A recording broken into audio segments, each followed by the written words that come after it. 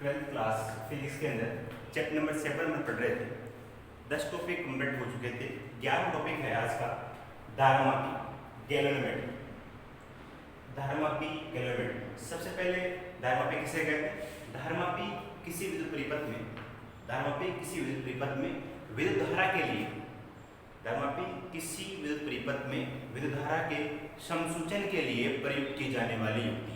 कोई भी विद्युत परिपथ है उसमें धारा का पता लगाने के लिए प्रयुक्त की जाने वाली जो युक्ति है वो कहलाती है धारामापी। तो परिभाषा क्या हुई?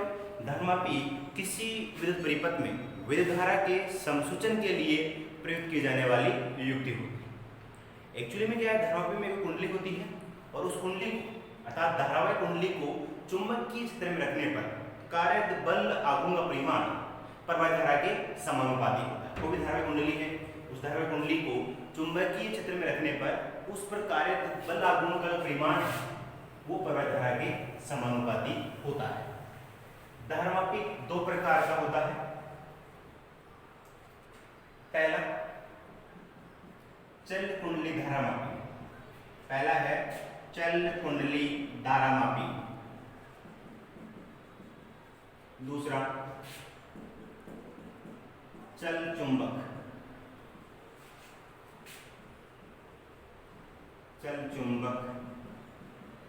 धारामापी। चल कुंडली धारामापी, चल चुंबक धारामापी। चल कुंडली धारामापी है ये भी दो प्रकार का होता है। चल कुंडली धारामापी है ये भी दो प्रकार का होता है। कौन कौन सा? इसके दो प्रकार है। पहला जो प्रकार है एक वो है निलंबित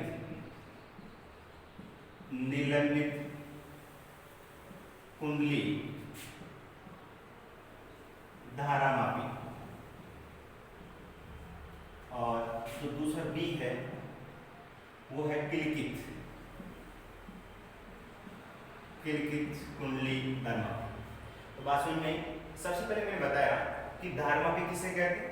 धारामापी किसी विद्युत परिपथ में विद्युत धारा के समसूचन के लिए प्रयुक्त की जाने वाली युक्ति है। उसके बाद में कोई भी धारावाही कुंडली है उसको जब चुंबकीय क्षेत्र में रखते हैं तो कार्यरत बल आघूर्ण परिमाण, बल आघूर्ण होता है, बल आघूर्ण परिमाण प्रवाही धारा के समानुपाती होता है।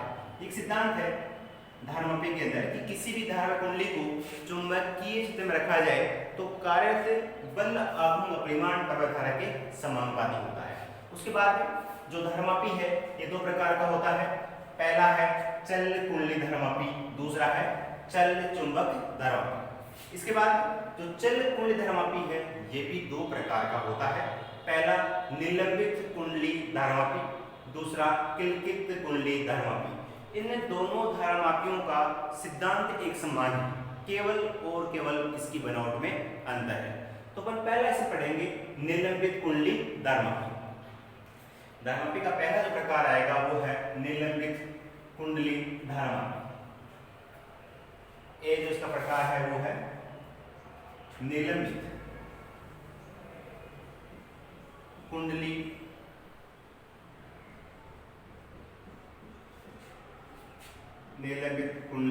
धारामापी। निलंबित कुंडली धारामापी में सबसे पहले देखनी सी बनावट कि निलंबित कुंडली धारामापी बनता किस प्रकार। इसमें क्या होता है, एक आयताकार या वर्गाकार कुंडली होती है। आयताकार या वर्गाकार कुंडली इस प्रकार से।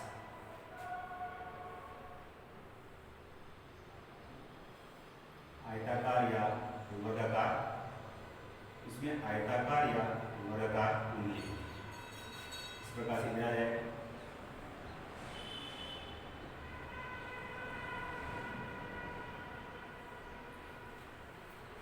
क्या होता है इसके अंदर? निलंबित कुंडली धारामापी है, इसकी मैं बात करूं हम बनावट कह दीजिए या संरचना कह दीजिए। तो निलंबित कुंडली धारामापी में सबसे पहले क्या होता है, एक आयताकार या वर्गाकार कुंडली होती है जो कि एल्यूमिनियम के फ्रेम पर तांबे के पतले एवं विद्युत रुद्ध तारों के कई फेरे लपेट कर बनाई जाती है। निलंबित कुंडली धारामापी है, इसकी बनावट देख रहे हैं। इसकी बनावट में क्या होता है, एक आयताकार या वर्गाकार कुंडली होती है, आयताकार या वर्गाकार कुंडली होती है, जो कि एल्यूमिनियम का जो फ्रेम है उस पर तांबे के पतले और विद्युत तारों के कई फेरे लपेट कर बनाई जाती है। एक एल्यूमिनियम की फ्रेम होगी, आयताकार हो सकती है या वर्गाकार हो सकती है। इस पर क्या होगा, इस एल्यूमिनियम फ्रेम पर तांबे के पतले और विद्युत तार के कई फेरे लपेट कर इसको बनाते हैं। इस प्रकार से हो जाएगा।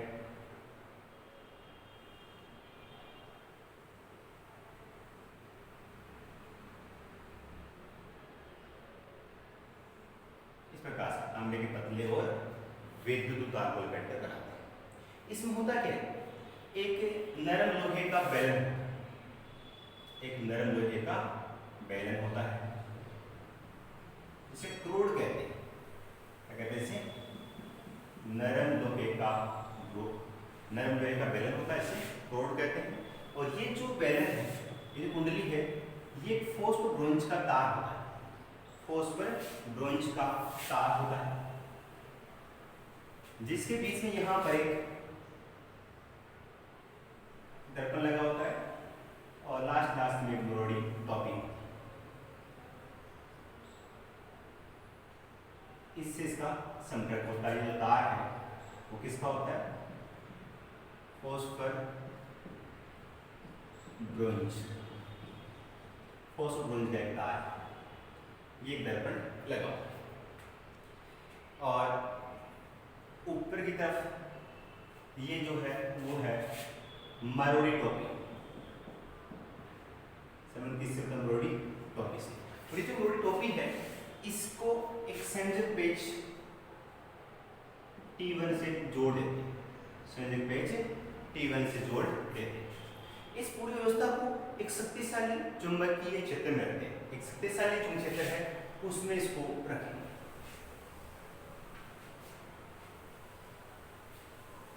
इस प्रकार से अवतल आकृति दो ध्रुव हैं, अवतल आकृति के दो चुंबकीय ध्रुव हैं N और S, इसके बीच में इसको रखें।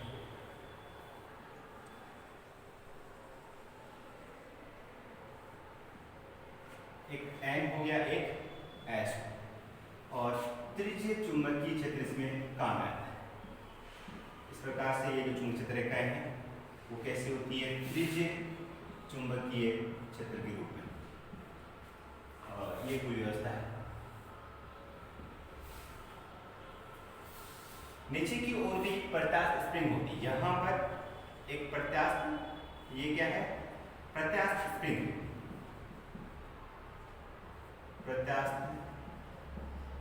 स्प्रिंग होती है। और इसका संबंध किससे होता है?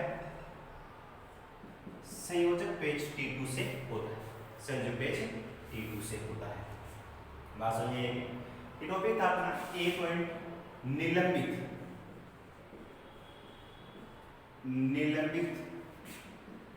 कुंडली धारामापी। तो वास्तव में निलंबित कुंडली धारामापी है, उसकी बनावट अपन देख लेते हैं। निलंबित कुंडली धारामापी की बनावट या संरचना। तो निलंबित कुंडली धारामापी को बनाने के लिए क्या करेंगे? सर्वप्रथम एक आयताकार या वर्गाकार कुंडली होती है, आयताकार या ये जिस प्रकार से वो क्या है? कुंडली। निलंबित कुंडली धारामापी बनावट के लिए सर्वप्रथम एक आयताकार या वर्गाकार कुंडली लेते हैं, जो कि एल्यूमिनियम के फ्रेम पर तांबे के पतले एवं विद्युत तारों को लपेट कर बनाते हैं। एक आयताकार वर्गाकार एल्यूमिनियम फ्रेम होगी, उस पर तांबे के पतले और विद्युत तारों के कई फेरे लपेट देते हैं। ठीक है बात। इसके बाद में इसके अंदर एक नरम लोहे का बेलन रखा हुआ है, ये वाला एक नरम लोहे का बेलन रखा हुआ है, जिसे क्या कहते हैं? अपन क्रोड कहते हैं। और इस कुंडली को फॉस्फोर ब्रोंज के तार के द्वारा निलंबित करते हैं, इसको लटका देते हैं। और इसका संबंध मरोड़ी टोपी से होता है, और मरोड़ी टोपी का संबंध संयोजक पेच T1 से होता है। और इसके अंदर त्रिज्यीय चुंबकीय क्षेत्र के लिए अवतल आकृति की चुंबकीय ध्रुव काम में लेते हैं। नीचे की ओर एक प्रत्यास्थ स्प्रिंग जुड़ी होती है, और इसका संबंध संयोजक पेच T2 से होता है, इसका संबंध संयोजक पेच T2 से होता है। बात समझ आ गई। इसके अलावा इसमें एक दर्पण होता है, जो कि किसी भी लैंप के द्वारा प्रकाश आपतित करने पर इसमें उत्पन्न घूर्णन को इसे उत्पन्न गुणन को इसके द्वारा से प्राप्त किया जा सकता है। इसमें उत्तर विक्षेप है वो भी इसके द्वारा प्राप्त कर सकते हैं। तो इस प्रकार से आपका एक निलंबित कुंडली धर्मापी था, उसकी बनावट होगी। उसके बाद में देखते सिद्धांत। निलंबित कुंडली धर्मापी का बनावट होगी, उसके बाद में क्या आता है इसका सिद्धांत। सिद्धांत में क्या होता है, जैसे ही किसी निलंबित कुंडली धर्मापी है, इसका सिद्धांत पढ़ेंगे पर, तो निलंबित कुंडली धर्मापी है वो इस सिद्धांत पे कार्य करता है कि जब धारावाही कुंडली, ये धारा कुंडली है, इसे धारा का प्रवाह करते हैं। निलंबित कुंडली धर्मापी इस सिद्धांत पे कार्य करता है कि जब धारावाही कुंडली में धारा का प्रवाह करते हैं तो चुंबकीय क्षेत्र में स्थित कुंडली में उत्पन्न कुंडली क्षेत्र में, तो चुंबकीय क्षेत्र में स्थित कुंडली में एक बल आघूर्ण उत्पन्न हो जाता है। ये जो बल आघूर्ण है, इस बल आघूर्ण परिमाण कुंडली प्रधारा के समानुपाती होता है और ये जो बल आघूर्ण है इस कुंडली को घूर्णन गति करवाता है। समझ में? निलंबित कुंडली धर्मापी की संरचना आपने देखी, बनावट देखी, उसके बाद सिद्धांत की बात। तो निलंबित कुंडली धर्मापी इस सिद्धांत पे कार्य करता है और ये क्या सिद्धांत इसका होगा, किलकित कुंडली धर्मापी का। मैंने बताया था आपको कि जो चल कुंडली धर्मापी है दो प्रकार की होती है, निलंबित कुंडली धर्मापी, दूसरा किलकित कुंडली धर्मापी। चाहे निलंबित कुंडली धर्मापी हो चाहे किलकित कुंडली धर्मापी हो, दोनों का सिद्धांत क्या होता है, एक समान। तो सिद्धांत क्या है, जब चुंबकीय क्षेत्र में स्थित धारावाही कुंडली में धारा का प्रवाह किया जाता है तो इसमें एक बल आघूर्ण उत्पन्न हो जाता है। उत्पन्न बल आघूर्ण का परिमाण प्रवाह धारा के समानुपाती होता है और ये जो बल आघूर्ण है इसी बल आघूर्ण ये कुंडली घूर्णन गति करती है। तो ये हो चुका है इसका सिद्धांत। अब हम बात करते हैं कार्यविधि। सिद्धांत के बाद में आती है कार्यविधि।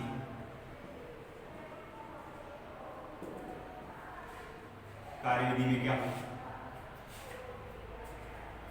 निलंबित कुंडली धर्मापी, निलंबित कुंडली धर्मापी की कार्यविधि अर्थात क्रियाविधि को समझने के लिए क्या करेंगे, सर्वप्रथम जब निलंबित कुंडली धर्मापी की कुंडली में धारा का प्रवाह करते हैं तो इसमें एक बल आघूर्ण उत्पन्न हो जाता है। इसमें एक बल आघूर्ण उत्पन्न हो जाता है। क्या बताया मैंने, निलंबित कुंडली धर्मापी की कुंडली में जब धारा का प्रवाह किया जाता है तो इसमें एक बल आघूर्ण उत्पन्न हो जाता है। बल आघूर्ण में क्या होगा, अगर कोई समय t है, t समय पर कुंडली के सदिश क्षेत्रफल a सदिश तथा चुंबकीय क्षेत्र b सदिश के मध्य कोण थीटा हो तो उत्पन्न बल आघूर्ण तो इज इक्वल टू होगा mb sin थीटा। m चुंबकीय आघूर्ण है, b चुंबकीय क्षेत्र है, थीटा कुंडली के सदिश क्षेत्रफल तथा चुंबकीय क्षेत्र के मध्य बना कोण होता है। m की वैल्यू होती है NIA into B sine theta, equation number 1। जहां n क्या है, कुंडली में कुल फैराड संख्या, I प्रवाह धारा, A कुंडली का क्षेत्रफल, B चुंबकीय क्षेत्र, थीटा A और B के मध्य कोण। बात समझ में आ रही? क्या निलंबित कुंडली धर्मापी की कार्यविधि को समझने के लिए अपन क्या बताएंगे, सर्वप्रथम जब कुंडली में धारा का प्रवाह किया जाता है तो कुंडली में एक बल आघूर्ण उत्पन्न हो जाता है। अगर t समय पर कुंडली के सदिश क्षेत्रफल a सदिश तथा चुंबकीय क्षेत्र b सदिश के मध्य कोण थीटा हो, उस कंडीशन में उत्पन्न बल आघूर्ण तो equal to mb sin theta, तो इक्वल टू NIA, m की वैल्यू NIA, b sin। ठीक है, उसके बाद में ये बल आघूर्ण है चुंबकीय क्षेत्र, वैसे में आपको पता chapter 2 equal to p sin theta, ये पढ़ेंगे फॉर्मूला आप चैप्टर नंबर 8 में, जो नेक्स्ट चैप्टर है उसमें फॉर्मूला आएगा कि चुंबकीय क्षेत्र में उत्पन्न बल आघूर्ण को इक्वल टू क्या होता है mb sin थीटा, m की वैल्यू क्या होती है NIA, साथ में क्या है b sin। इसके अंदर क्या होता है, त्रिज्य चुंबकीय, ये जो चुंबकीय क्षेत्र है कैसा होता है, त्रिज्य चुंबकीय क्षेत्र काम में लिया जाता है। जैसे कर किसी भी कंडीशन में इस कुंडली की प्रत्येक कंडीशन में सदिश क्षेत्रफल a सदिश और चुंबकीय क्षेत्र B के मध्य कोण 90 डिग्री होता है। क्या बताया मैंने, इस निलंबित कुंडली धर्मापी में त्रिज्य चुंबकीय क्षेत्र काम में लिया जाता है, जिसके कारण सदिश क्षेत्रफल a सदिश और B के मध्य कोण 90 डिग्री होता है। इससे क्या बन जाएगा, तो equal to NIAB into sine 90। Sine 90 की वैल्यू क्या होती है बात, तो इक्वल हो जाएगा NIAB इक्वेशन नंबर होगा।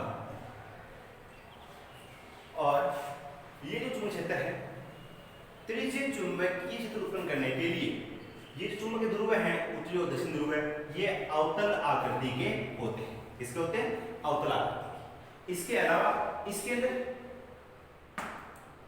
ये जो आपका चुंबकीय क्षेत्र है, त्रिज्यीय चुंबकीय क्षेत्र, इसके कारण चुंबकीय पारगम्यता का मान अधिक होगा। चुंबकीय पारगम्यता का मान अधिक होगा तो इस धारा की सुलभता भी अधिक होगी। उसी बात जब ये कुंडली घूर्णन गति करती है तो फोर्स कुंडली का तार भी घूर्णन गति करती है, जिसके कारण इस स्प्रिंग के तार और फोर्स कुंडली के तार में ऐंठन उत्पन्न हो जाता है।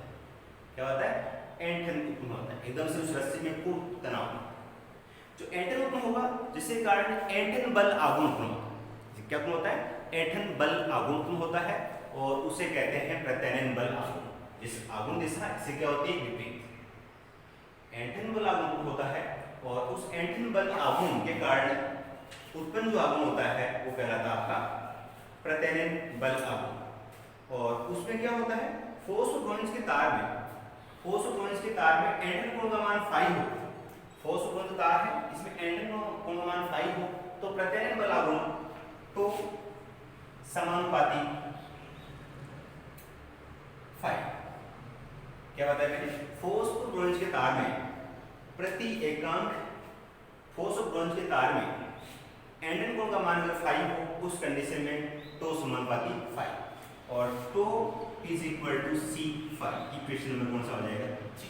जहां पर सी क्या होता है? एकांक ऐंठन कोण के बल। एकांक ऐंठन कोण है, उसके लिए एकांक ऐंठन कोण के लिए बल अब बात समझ में आएगा? मैंने क्या बताया? जैसे ही कोई घूर्णन गति करेगी तो स्प्रिंग के तार और फोर्स घूर्णन के तार में ऐंठन उत्पन्न हो जाता है और उस ऐंठन के कारण एक ऐंठन बल आघूर्ण होता है जो कि प्रत्यानयन बल आघूर्ण कहलाता है। और उसके बाद मैंने क्या बताया? इसके अंदर फोर्स घूर्णन तार में ऐंठन कोण का जो मान है वो फाई अगर हो, उस कंडीशन में प्रत्यानयन बल आघूर्ण समानुपाती फाई होगा, tau equal to C phi. C क्या होता है? एकांक ऐंठन कोण के लिए उत्पन्न बल आघूर्ण। अब साम्यावस्था में क्या होगा? ये तो है आपका बल आघूर्ण, ये कौन सा है? प्रत्यानयन बल आघूर्ण।